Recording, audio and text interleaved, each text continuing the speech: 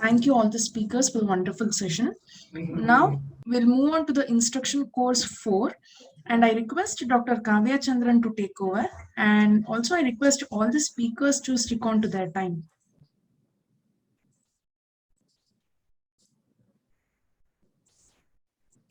Thank you very much. Can you please enable screen sharing for me?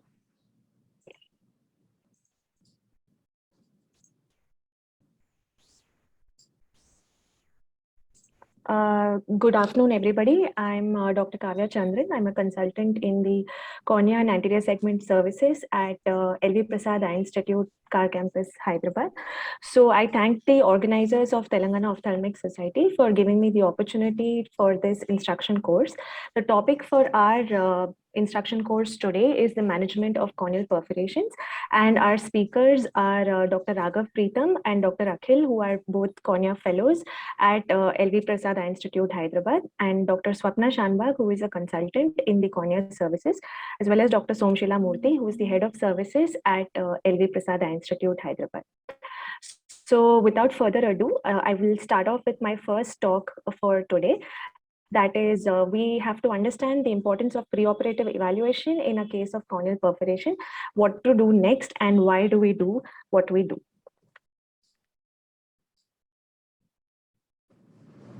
So as we all know, corneal perforations are a cause of severe ocular morbidity and profound visual loss, and form a bulk of the corneal morbidity what we see in our day-to-day practice. They are particularly important because it increases the risk of intraocular infection, chronic hypotony, choroidal effusion, and macular edema if left untreated or improperly managed. So it is very crucial to identify the cause of the corneal perforations and classify them as infectious or non-infectious, because the treatment modalities, the assessment, and the follow-up for these patients vary drastically based on the underlying etiology. So as we all know, infectious corneal perforations can have bacterial, viral, fungal, or other atypical organisms as the underlying etiology, whereas non-infectious corneal perforations can be primarily classified as ocular surface related, autoimmune causes, and traumatic corneal perforations. So these are some images of infectious corneal perforations very commonly seen in our day-to-day practice. So we most commonly see fungal keratitis, both dematiaceous and non-dematiaceous fungi, bacterial keratitis, HSV, which appears like this with slightly larger perforations, and uncommon are pythium and acanthamoeba keratitis. Moving on to non-infectious causes, you have neurotrophic keratopathy, dry eye, autoimmune disorders like rheumatoid arthritis, SLE, keratomalacia, and exposure keratopathy.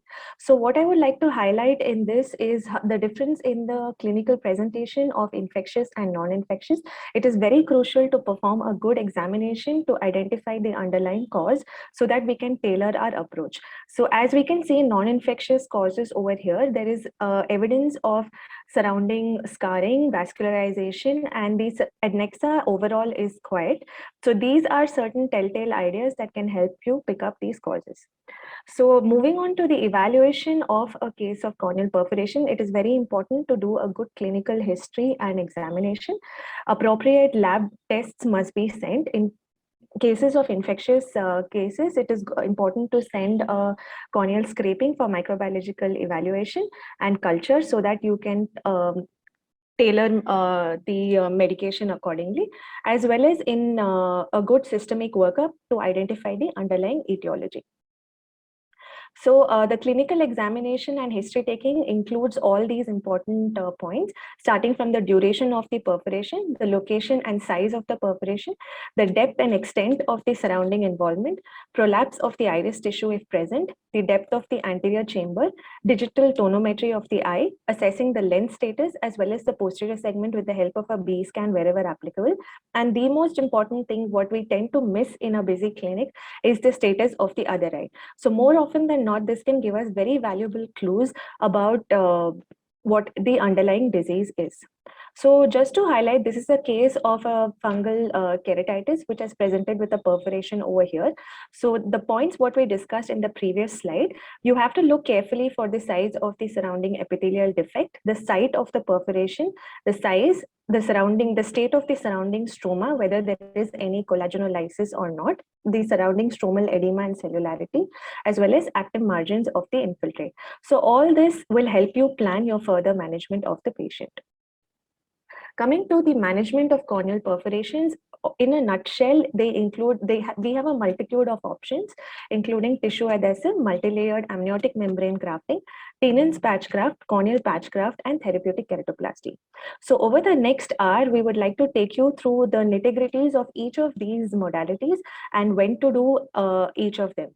So to conclude my presentation, I would just like to show you this slide where you have 4 different cases of corneal perforation, each of them extremely different from each other. So it is important to understand what next to do and why we would do it. These are the factors which influence the choice of procedure in a corneal perforation, starting with the size of the perforation, the contour and configuration, the edges of the perforation, the location, the etiology, whether it is infective or non-infective, and the availability of tissue like AMG and donor cornea. So for a tissue adhesive, the perforations that are most suitable are those less than 3 millimeters in size with concave edges, preferably in the central to mid-peripheral cornea. It can be applicable to both infective as well as non-infective cases. And the distinct advantage of tissue adhesive is that it is easily available and the technique is easy to master as well. So this is a case of a demittious fungal keratitis with a perforation, which is healed very well after the application of TABCL and the AC is well formed. The patient has to be continued on appropriate anti-fungal drugs as required.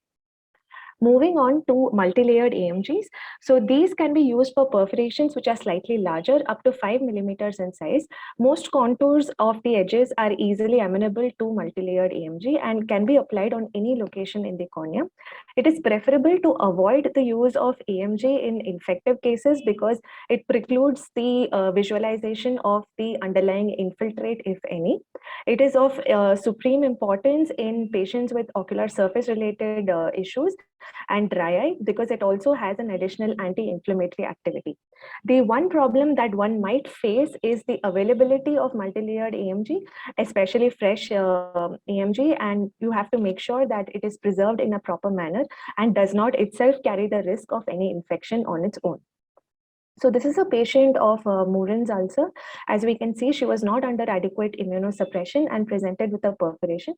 So in a case like this, where you are sure that there is no associated infection, you can go ahead with planning a multi-layered AMG. Next, moving on to Tenon's patch graft, the indications are pretty similar to a multi-layered AMG. It can be done for perforations up to 5 millimeters. It is stuffed into the defects which of most contours. Like AMG, it is also not recommended in cases of infective perforations and can be adhered and with sutures, fibrin glue, or tissue adhesive if needed.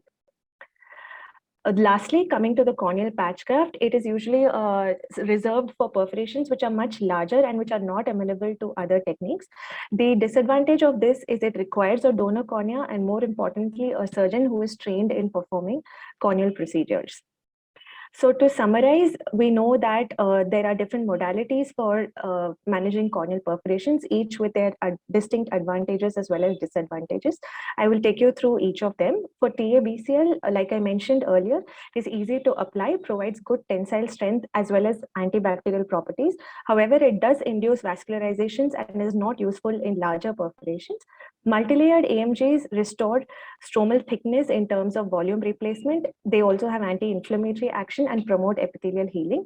However, it may lead to opacification after integration, especially if the perforation is in the visual axis, and unavailability is also an issue. A Tenon's patch graft, being an autologous tissue, is easily available. There is no risk of rejection or disease transmission. It has good tensile strength and fits any shape and size of the perforation. The disadvantage being that the opacification that occurs post-operatively can be harmful to the vision. And lastly, the corneal patch graft, it can be used in large perforations and acts as a tissue replacement procedure and provides good tectonic stability. but it does carry the risk of rejection. Availability of tissue is a concern, and also requires enhanced surgical skill of the surgeon. So this is the final image with which I'll end my talk. So as I showed you, each perforation is unique in its presentation and requires a very customized and tailored approach to provide good outcome to the patient. Thank you for your patient listening. So if there are any questions, we can take them up, or else we will move on to our next talk. Ma'am, sorry, we can have Yeah. the discussions at the end of the session. Yeah. Also, Dr. Raghav is facing some connectivity issues, so I think next session is yours. We can continue with yourself with your talk. All right. Okay. Yeah. We are sorry for the tissue adhesive presentation. We will do it after this. According to the original sequence, there is some connectivity issues on one of the speakers here. So I will just share my screen for the multi-layered AMG.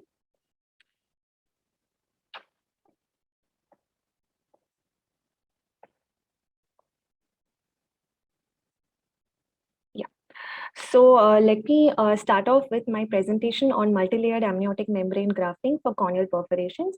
Like I mentioned earlier, the indications for multi-layered AMG are very specific and different from corneal perforations.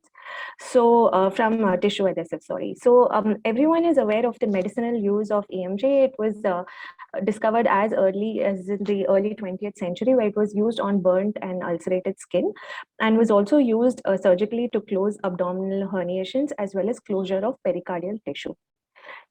A Russian ophthalmologist, Filatov, propagated the use of amniotic membrane and actually deciphered that certain diseases improve in the later stage of pregnancy. So he stipulated that placenta and fetal membranes probably had biogenic stimulators, and used them as a stimulator in retinitis pigmentosa, pathological myopia, as well as macular degeneration.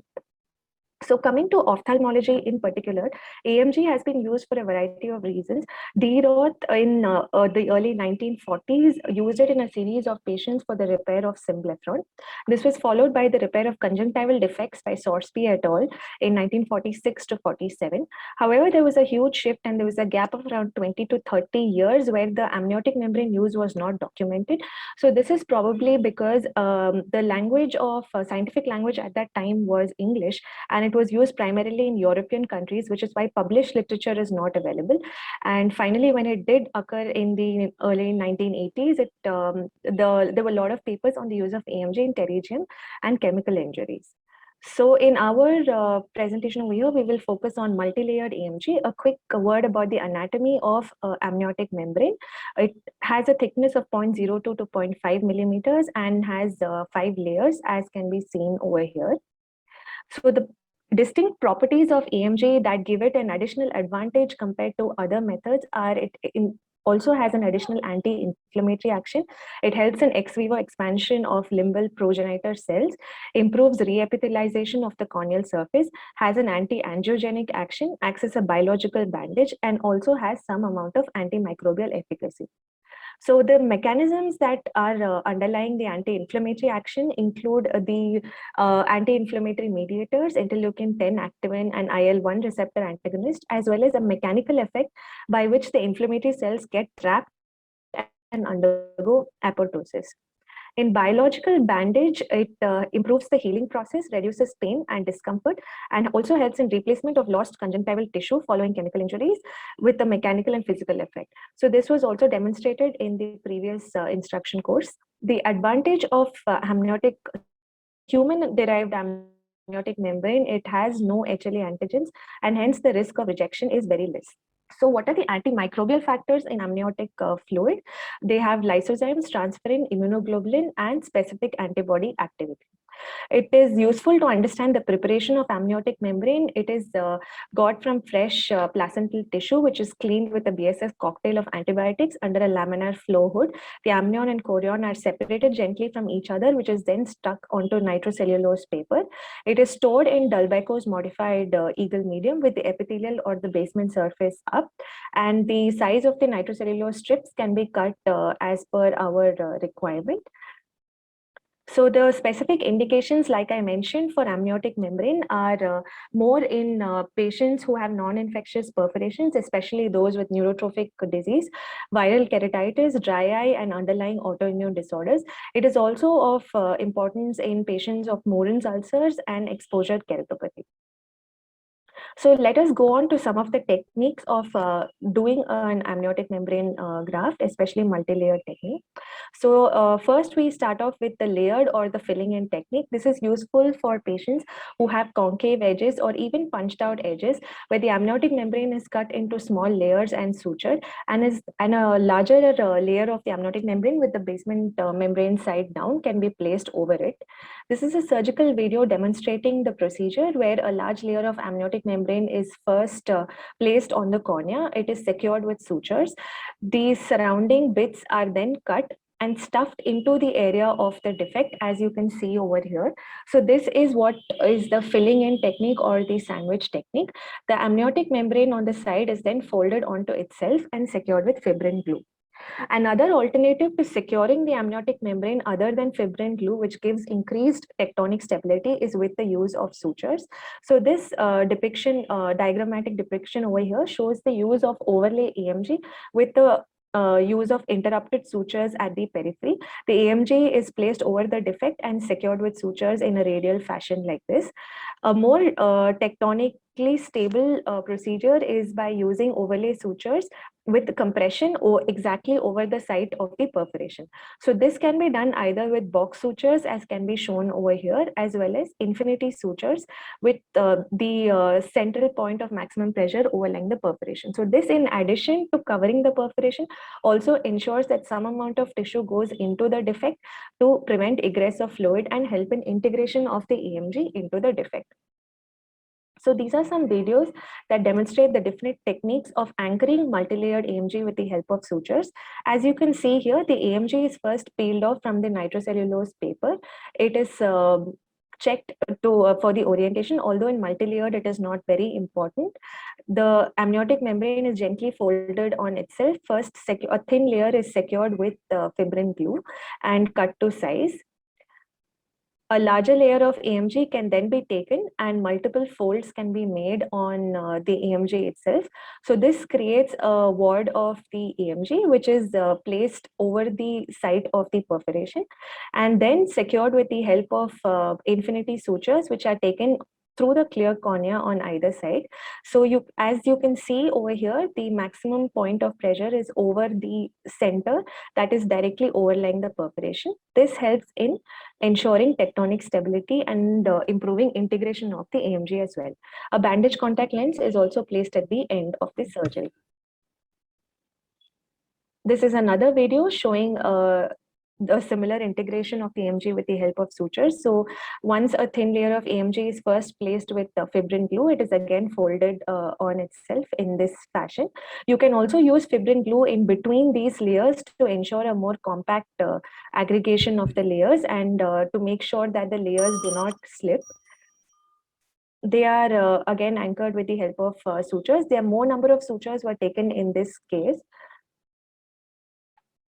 So this is a patient of Morin's ulcer who developed a perforation, and you needed a larger AMG over here. So the surgeon is first putting a layer of AMG into the defect and then folding a larger strip and creating a sort of bolster. So this is different from the previous cases because a much more amount of AMG is needed as compared to that. So as you can see here, it is carefully folded on itself to create a large wad of tissue, and with the help of multiple infinity sutures, it is secured onto the cornea. So this is a case of a patient who had undergone TABCL and then post-healed microbial keratitis, and following recent trauma, he developed a microperforation. Since TA would not be good in this situation, we went ahead with an AMG. As you can see here, it has been secured with the multiple box sutures. This is the post-operative 1 week picture. The AMG was integrating well, and this is the final follow-up with a very well scarred tissue and tectonically stable globe. The serial OCTs of the patient show how the AMG has integrated gradually within the corneal stroma. And this is the final picture at the 10-month visit, where you can see significant scarring and old vascularization and a tectonically stable globe and a quiet eye. I will just take the last 30 seconds to talk about the integration patterns of AMG, which is important. So the four major patterns are intraepithelial integration, subepithelial, intrastromal, and superficial localization or disintegration. So in the first pattern, that is intraepithelial integration, only the superficial and the basal layers of the AMG are covered by the corneal epithelium. This is followed by the subepithelial integration, which is the most common, the intrastromal, which is of particular importance in multi-layered AMG, and lastly, superficial localization or disintegration, where the AMG does not get integrated into the tissue. Thank you for your patient listening. And yeah. Doctor, Yeah. Dr. Raghav is yet to join. He has some internet issue. So Yeah. we'll move his talk to the last and we'll have Dr. Swapna and Dr. Akhil's talk. Okay, thank you. It takes me great pleasure to introduce our next speaker, Dr. Swapna Shanbag. She is a consultant in the cornea and anterior segment services at LV Prasad and specializes in ocular surface diseases with a keen interest in SJS as well. So thank you, Dr. Swapna, and let's have your presentation. So thank you, Kavya, for the very kind introduction. So I would like to thank Kavya for allowing me to speak in her instruction course. And I would also like to thank the Telangana Ophthalmological Society Academic Committee for putting up such a good show. So I'll be speaking on Tennant's patch graft and corneal perforations. So this was first described in 2016 and published literature by the group from CMC Vellore. And so Tennant's patch graft is a very good technique because it is autologous and easily available and can be used in most corneal perforations where other things have not worked. So in these cases, in this published paper, they have shown Tennant's graft being attached with cyanoacrylate glue. And in another paper by Dr. Namrata Sharma, they have shown a technique of tuck-in Tennant patch grafts where a stromal, within the perforation, a stromal lamella is created 360 degree and the Tennant's patch graft is tucked inside 360 degrees. And this also seems to work very well. So ideal cases for Tennant's patch graft are cases which have undergone multiple TA-BCLs and do not seem to be working.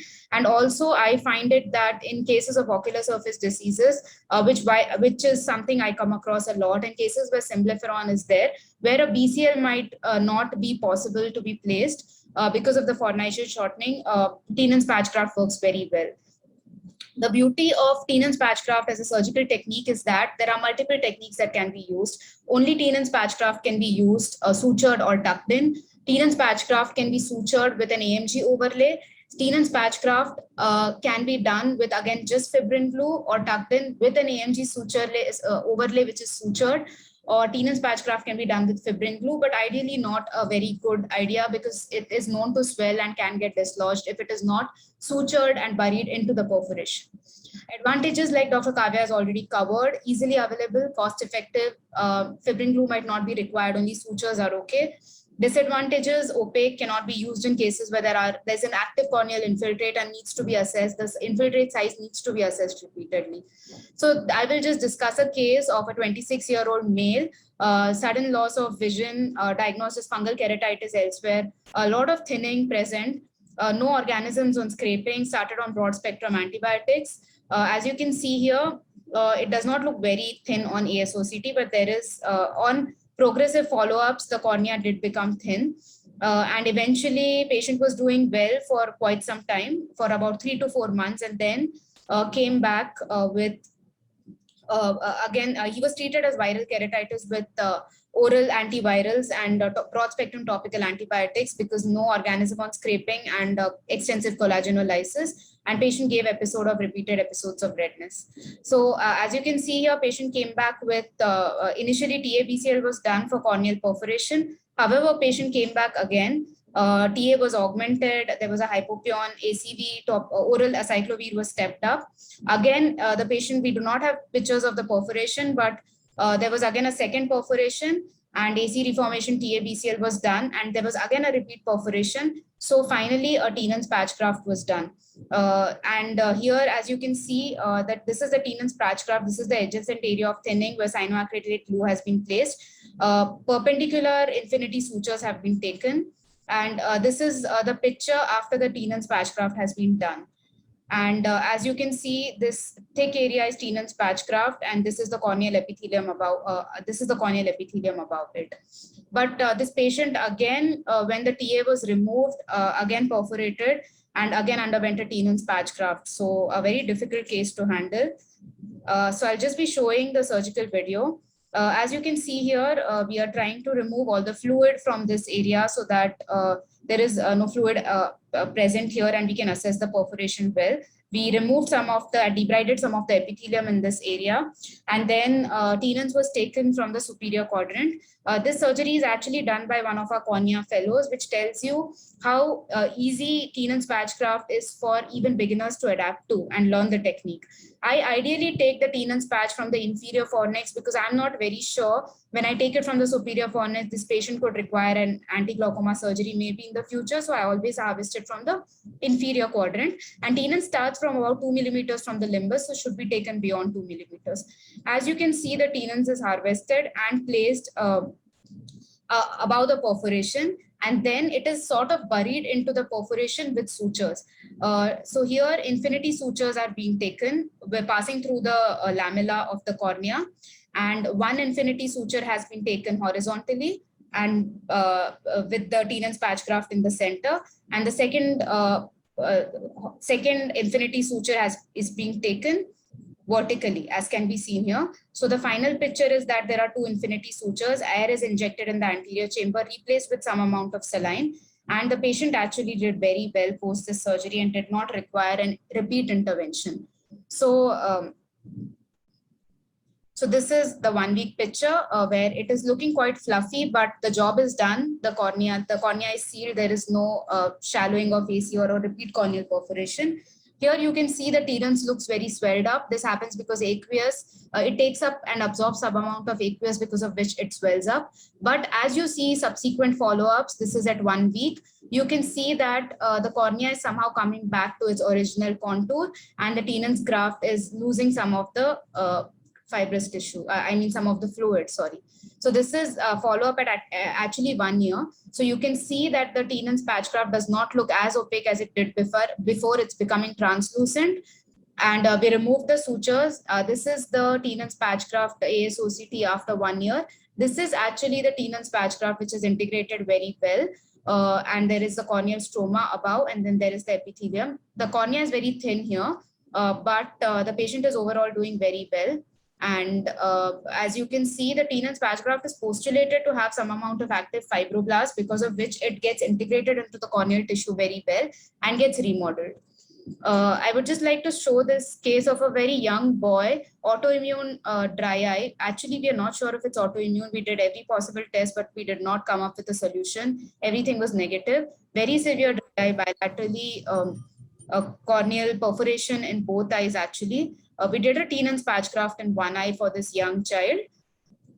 And fortunately, this is his 1 year follow-up. He's doing very well. You can see the Tenon's patch graft has contracted significantly. It is inviting vessels, but again, if you're worried that it's quite a pericentral perforation and vision will be affected in the future, that's not the case here. As you can see, at 1 year follow-up, it's contracted quite a lot. So this is the overall picture of the patient, that this is the final 1 year visit. The patient is doing very well with scleral contact lenses. So this is again the ASOCT on post-op day 1. Tenon's looks very swelled up. And as you can see, it is going, it's losing all the fluid and flattening overall. And then you can see how it is integrating into the corneal stroma beautifully. So this is actually the 2 week visit, 6 week visit, and this is a 10 week visit. And the cornea has somehow regained its original contour. This is another case which we have published, which LBP faculty have published. And this is a case of herpes zoster neurotrophic keratitis, where again TABCL was done, did not work. This was a small perforation. Here, Tenon's patch graft was done with an overlay AMG. As you can see, this is the Tenon's patch graft. Above it, an AMG was done. And this is the 2-year follow-up, the 3-year follow-up of the patient. Patient also had some amount of vascularization from the periphery, but the Tenon's patch graft has contracted beautifully. So this works very well for paracentral perforations too. In this published paper, you can see the serial ASOCTs at 3 months, 22 months, 32 months. And you can see that initially the corneal contour is not very good. It's bulging anteriorly, but later on the Tenon's has nicely remodeled itself and established itself out here. And this was actually a 142 micron cornea, and a phacoemulsification was, and the patient did very well, which means that Tenon's has good tensile strength for so that phacoemulsification can be done. So these are some YouTube videos which Dr. Sayan Basu has posted, and which explains Tenon patch graft surgically very well. So if anybody is interested in learning this new surgical technique, which is extremely good for having an entire armamentarium of managing corneal perforations, then please go through these YouTube videos. They are amazing. This is my email ID if any cases need to be discussed. And thank you so much. Thank you, Dr. Swapna. That was an amazing presentation and very excellent documentation of cases as well. So we will move on to our next presentation on corneal patch graft indications and surgical techniques by Dr. Akhil. Dr. Akhil is a cornea fellow at the Hyderabad campus of LV Prasad Eye Institute. He is currently in his 1-year secondary center rotation. And Dr. Akhil, you can start presenting your case. Yeah, good afternoon, everyone. Thank you, Dr. Kavya and Telangana Ophthalmic Society for giving me this great opportunity to present in this instruction course. So continuing with the discussion in the management of corneal perforations, I would like to present on corneal patch grafts. Over the course of the next few minutes, I would like to discuss the indications of corneal patch graft, the concept of shaped keratoplasty, and a few interesting case scenarios. Corneal patch graft is indicated in case of large perforations and severe thinning in cases due to infectious keratitis like bacterial keratitis, fungal or viral, and non-infectious causes like ocular surface diseases, autoimmune causes, traumatic corneal perforations, and corneal degenerations.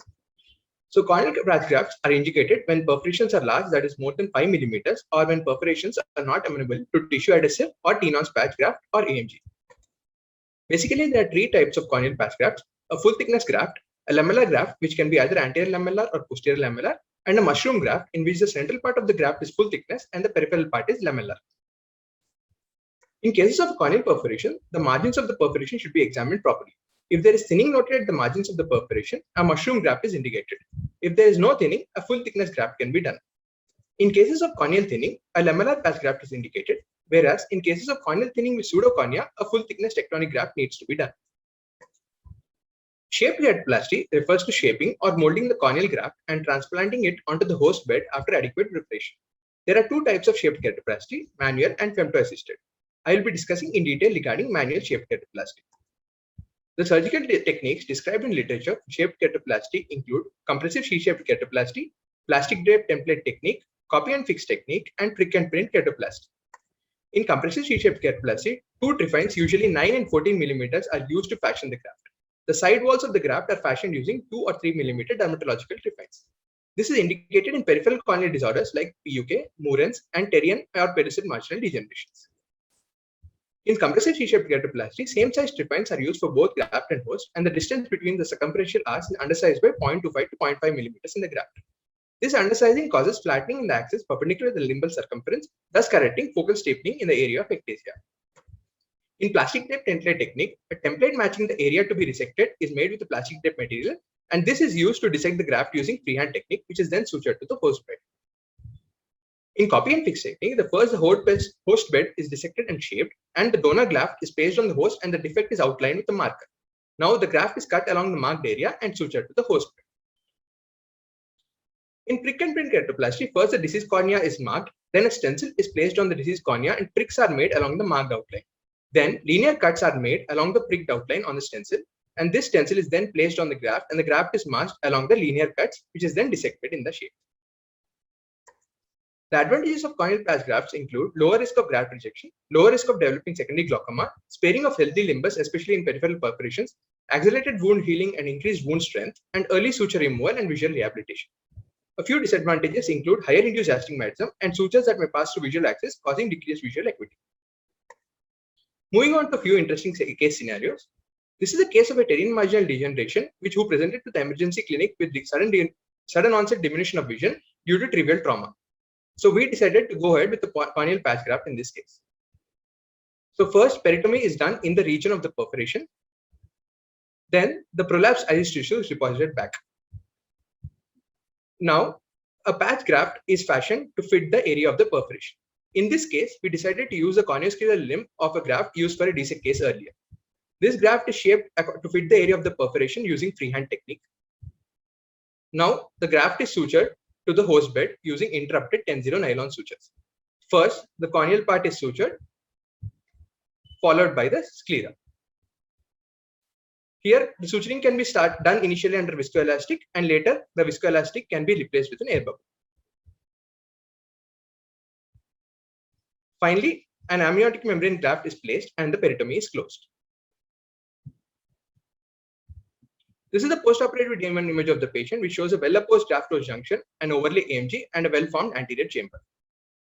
The patient did well in the follow-up visits and finally ended up with a best-corrected visual acuity of 20/60 parts at 6 months. This is another case of a perforated microbarrial keratitis in a 6-year-old child. As the perforation is large and we have a large prolapse of iris tissue, we also decided to go ahead with the corneal patch graft in this case. So again, a paracentesis is made and the anterior chamber is formed with a viscoelastic. Then a peritomy is done in the region of the perforation. Then the exudates covering the surface of the iris are resected and peeled away, and the prolapsed iris tissue is abscised. In this case, we decided to use a DSEK cap from a DSEK graft which was used earlier. Now the graft is placed on the perforation and marked using copy and fix technique. Now this graft is sutured to the host bed using interrupted 10-0 nylon sutures. The anterior chamber is formed and the peritomy is closed at the end of the surgery.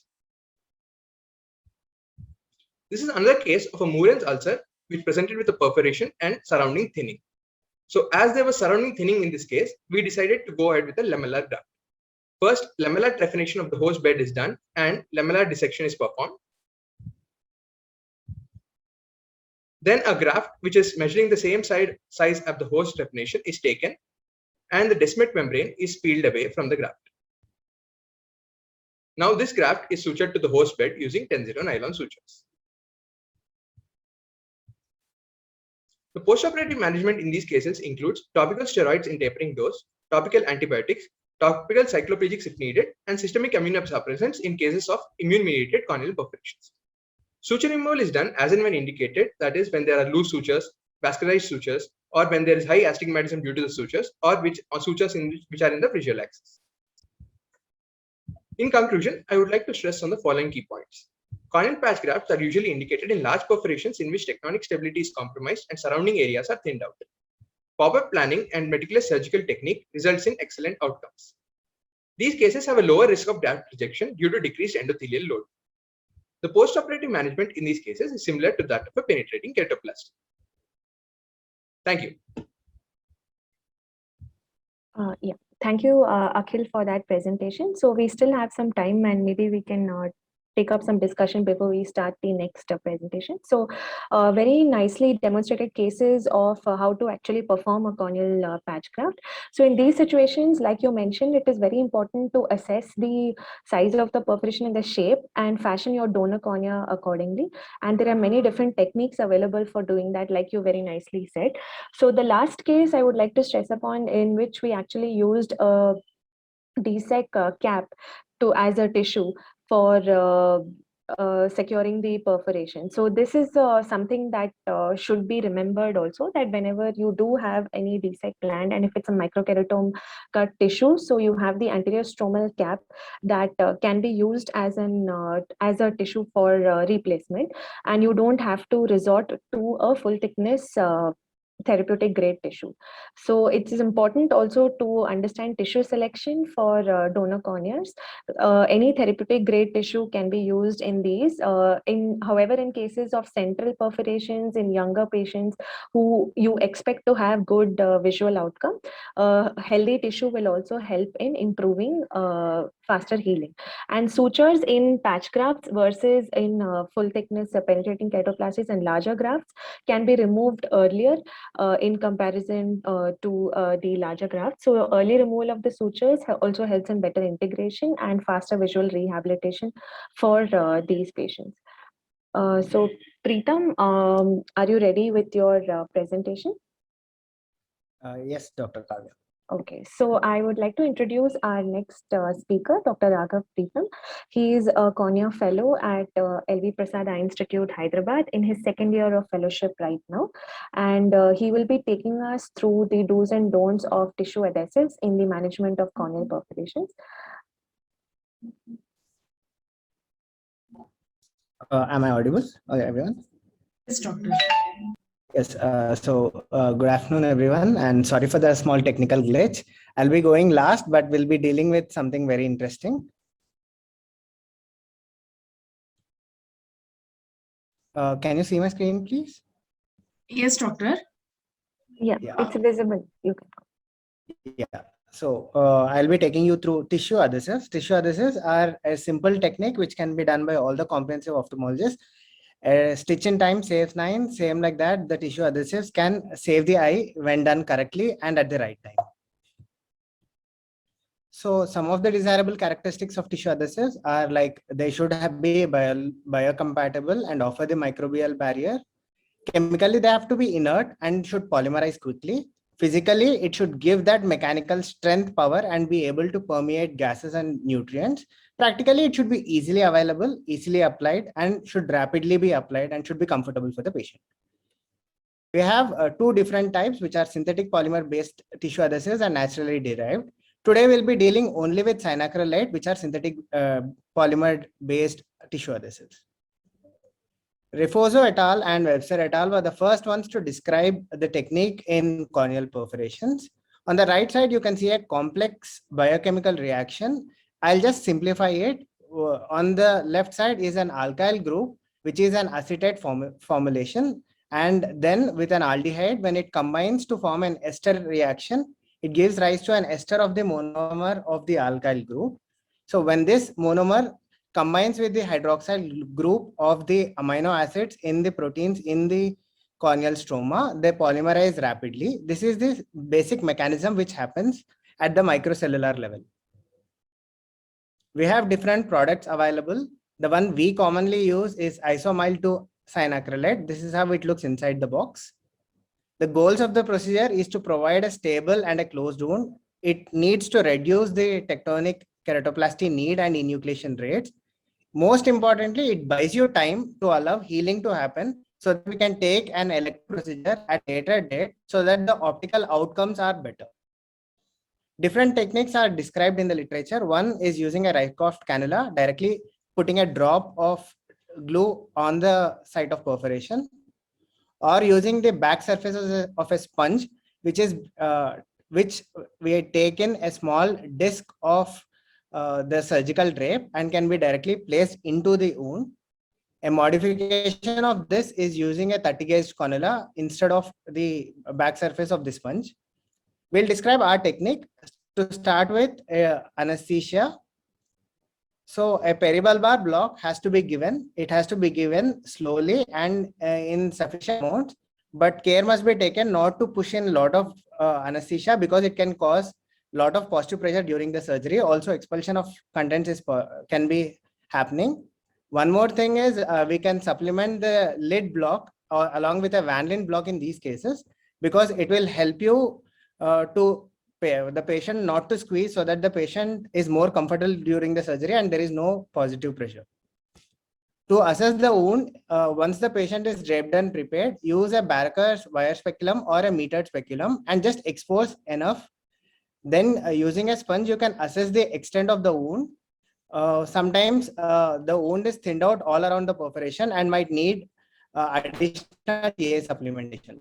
corneal scrapings can be taken directly from the edge of the ulcer, and care must be taken not to perforate or injure the area of perforation. And also look at the consistency of the tissue which is overlying the site of perforation, which might itself tell you that you need a lot more TA than only at the site of perforation. Debridement can be done either using a Vexel sponge or using an forceps or using an 15 number needle. In all these cases, debridement can be started at the area away from the area of perforation so that we can just continue it and combine it with the area of perforation. TA application, as simple as it, from using a back surface of Vexel. Yes, so it appears that Dr. Raghav Preetham has lost his internet connection again. Ma'am, we can, if you permit, we can move on with the discussion, ma'am. Yes, sure. So basically what, just yeah, so what he was talking about in the video is that how to actually apply the tissue adhesive. So like he was showing, the tissue adhesive can be taken from the back surface of a surgical sponge.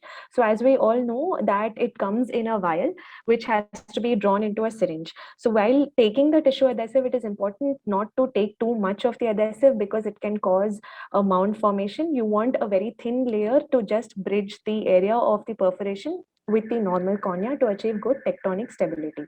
It is so an important trick for that is once you actually dab the back surface of the sponge into the TA, you can dip it outside 1 or 2 times. So this makes sure that you can apply only a very thin layer.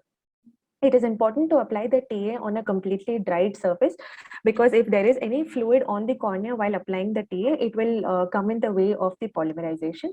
Once the TA is applied, wait for some time, you will actually see a change in the color. It will start becoming whiter, which indicates that polymerization has occurred. So once this is done, then you can move on to applying TA over the other places. If you try to reapply very quickly adjacent to the area which has not dried, it will again lead to mound formation. So these are some important tricks that can be used while to ensure that your TA application is adequate and can be done in a proper way. So apart from using a surgical sponge, the other instruments that you can use are an iris repositor, especially the ones with the blunted tips. So the iris repositor helps you have a very controlled release of the tissue adhesive when applying for smaller perforations in cases of pythium keratitis which have extensive guttering. So there you want to, especially in the periphery, and in also in cases of PUK. So in these patients, you do not want the tissue adhesive to fall over the conjunctiva because this causes a lot of symptoms for the patient and increased irritation. So how do you control it is by applying the TA with the help of the iris repositor, dip it in the TA and allow a drop to fall at the edge of the iris repositor. This will nicely fall in the gutter of the peripheral perforation or the PUK lesion. So this helps you in achieving a very controlled application. You can also use a 26 gauge needle. The lumen of the needle acts as a suction. So a little bit of TA can be taken in that and a drop can be placed in the perforation. So after putting the tissue adhesive, you should always make sure that the surrounding areas are nicely debrided, and make sure that if there is any excessive tissue adhesive that has gone over the conjunctiva or sometimes even on the lids, it has to be trimmed off with Vannas before placing the BCL. A BCL should always be placed. In case there is a mound formation, maybe a normal bandage contact lens may not suffice and you may have to use a large diameter or a silk lens that is 15 millimeters. In some patients, also performing a temporary suture tarsorrhaphy helps in keeping the BCL in place till the healing of the wound is seen, and once adequate epithelialization has occurred, the suture tarsorrhaphy can also be removed. So once we have covered tissue adhesive, a note about post-operative care. At every visit, it is important to see that the TA has not become loose. If the TA has been applied over intact epithelium, in all likelihood, it will dislodge early, and that is counterproductive to help in healing of the ulcer. So any loose TA must be removed because it causes a lot of irritation for the patient. And the ideal time of removal of the tissue adhesive is when you start seeing seeing vascularization, because that is a good, that is a sign of healing. And usually we remove it at around 6 to 8 weeks. TA, if kept for a very long time, incites dense vascularization on the cornea, and this becomes very difficult to reverse even with the use of topical steroids. So to remove tissue adhesive, you have to, intact tissue adhesive cannot be removed easily. Once the TA is loose, it can be gently nudged with the help of a 26 gauge needle, and sometimes even after removal, after waiting for 8 to 10 weeks, also the underlying cornea may not be epithelialized well. So in these cases, if there is a persistent defect, you can go ahead and place a EMG to help in the surrounding epithelium to slide over and fill the area of the defect, if you are sure that the infection has been removed. So these are some tips on application of TA as well as the postoperative management. An important question that many people face is when to start steroids after application of tissue adhesive. So if you are doing it for an infective pathology like a fungal or a pythium or an acanthamoeba keratitis, then you have to be very careful in starting steroids. It should not be done unless you are ensured of adequate eradication of the infection.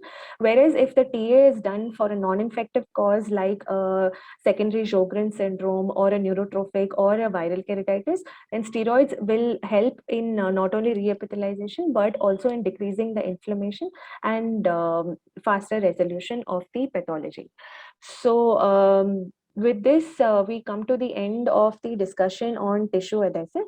And if any of the speakers have any other additional points to add about their topic, I'll start off with Dr. Swapna.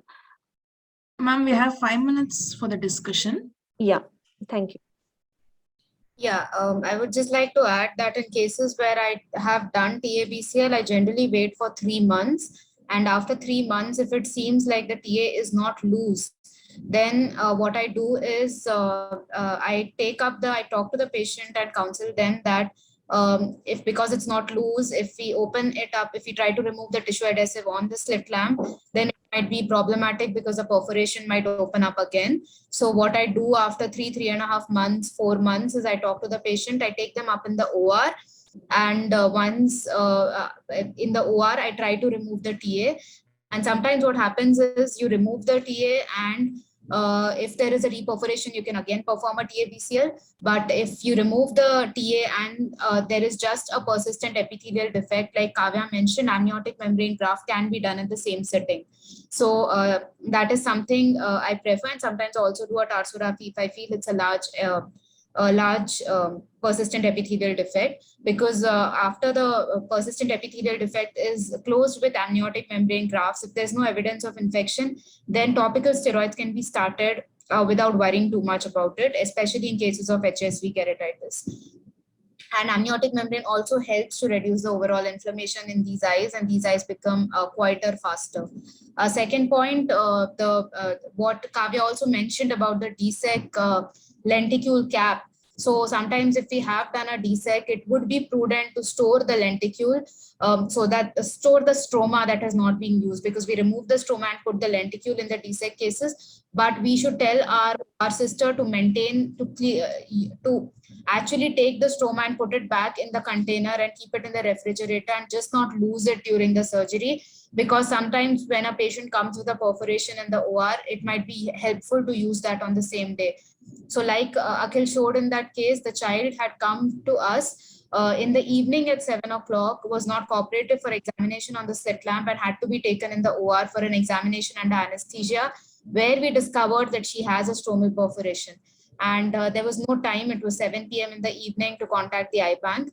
So because there was a DSEC lenticule already in the OR from the previous cases that were done, the stroma was used in that case. So it was extremely helpful for us to have preserved that stroma, and we didn't have to do much and just use that stroma, and it works very beautifully in these kind of perforations. Thank you, Dr. Swapna. That was some very good points on how we can maximally utilize our donor corneal tissues for helping not just one patient but many patients. So with this instruction course, basically what we wanted to highlight was there is no one single way of looking at a case or managing a corneal perforation. Every case requires a very detailed examination and a comprehensive understanding of why the perforation occurred, what is the reason for the disease, and only then you can actually understand what to do next for the patient. So if a procedure is not done in the proper way or for the proper etiology, it will lead to suboptimal outcomes. So with this, we hope that we have managed to pass on this message, and I would like to thank all my co-instructors for their valuable time and excellent content and presentations, and again thank Telangana Ophthalmic Society for this amazing opportunity, and congratulate you on putting up a very robust scientific program. So thank you very much, everyone. And this is all from our side, Deepti. We can sign off now. Thank you.